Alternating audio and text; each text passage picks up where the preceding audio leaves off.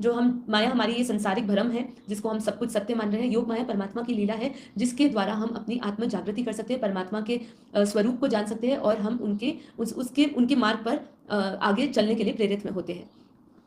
योग माया का और अर्थ थोड़ा विस्तार में समझते हैं। योग माया का अर्थ है योग यानी संयोजन। इसको अगर हम दो विभाजन करते हैं, योग को और माया को दो शब्दों में विभाजन करते, उस शब्द को विभाजित करते हुए हम योग को समझते हैं। योग है संयोजन और माया है यानी भ्रम या शक्ति, दोनों कह सकते हैं।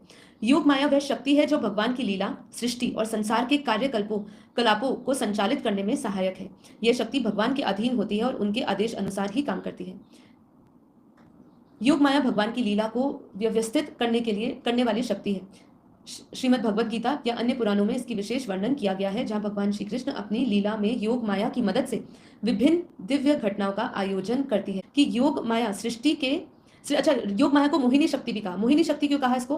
मोहिनी शक्ति भी कहा जाता है क्योंकि ये संसार के सभी जीवों को भ्रमित भी कर देती है। उसकी एक तरफ लीला है लेकिन एक तरफ वो भ्रमित भी कर देती है। वो शक्ति है जिससे संचालित हो रही है पूरा ब्रह्मांड, पूरी दुनिया, पूरी सृष्टि को संचालन किया जा रहा है, लेकिन साथ ही साथ वो हमें भ्रम में डाल देती है। क्या भ्रम में डाल देती है? कि ये सब कुछ सत्य है, हम इस दुनिया को सत्य मान लेते हैं, लेकिन उसी की योग माया से हमारे अंदर वो जागृति भी आती है। तो यहाँ कह रहे वास्तविक और भ्रम के बीच में वो संतुलन बताता है। योग माया वास्तविकता और भ्रम के बीच में संतुलन बनाए रखती है। ये शक्ति जीव को संसार में उनकी कर्मानुसार विभिन्न अनुभव कराती है, परंतु साथ ही साथ उसे ईश्वर के ज्ञान और सच्चाई की ओर भी खींचती है। ठीक है, तो एक तरफ माया, एक तरफ योग माया। योग माया परमात्मा की वो शक्ति जो आपको उनकी ओर आकर्षित करती है, ईश्वर की ओर आकर्षित करती है। लेकिन केवल माया की बात करें तो हम संसार के भ्रम में फंसे रहते हैं। तो योग माया संतुलन भी करती है हमें। यह शक्ति भगवान की लीला नहीं, ये जब जीवात्मा अपनी असली पहचान अर्थात आत्मा को पहचानने के लिए प्रयत्नशील होता है, तब योग माया उसे ज्ञान के मार्ग में ले जाने में सहायक होती है। आध्यात्मिक जागृति की शक्ति भी योग माया है, पावर ऑफ स्पिरिचुअल अवेकनिंग। योग माया एक और महत्वपूर्ण पहलू यह भी है कि वो ईश्वर के आशीर्वाद से जीव आत्मा को उसके सच्चे स्वरूप की पहचान कराती है। वह मोहिनी शक्ति होने के बावजूद जब जीव अपने आध्यात्मिक यात्रा शुरू करता है, तब वही योग माया उसे आध्यात्मिक जागृति की ओर भी ले जाता है। तो देखिए यहाँ पर ना एक सीधी सी बात आ जाती है फ्री विल की।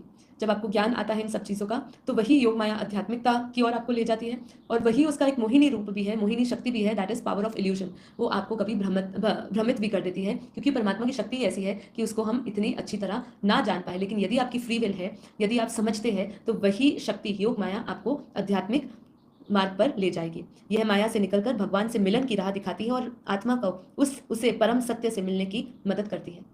तो ये है माया और योग माया के बीच में भेद। हमने योग माया को भी समझा। योग माया के अलग अलग दृष्टांत हम देखते हैं, कथाओं में देखते हैं। भगवत गीता में पूरा का पूरा जो भगवान श्री कृष्ण की बहुत सारी दिव्य लीलाएं हैं, दिव्य लीला, और वो सब योग माया है, उदाहरण है। जितनी भी परमात्मा की दिव्य लीला होती है वो परमात्मा की योग माया की शक्ति से ही होता है। ठीक है, तो ये है योग माया के विषय में। तो आशा करती हूँ आपको अब क्लैरिटी होगी। आज के लिए इतना ही।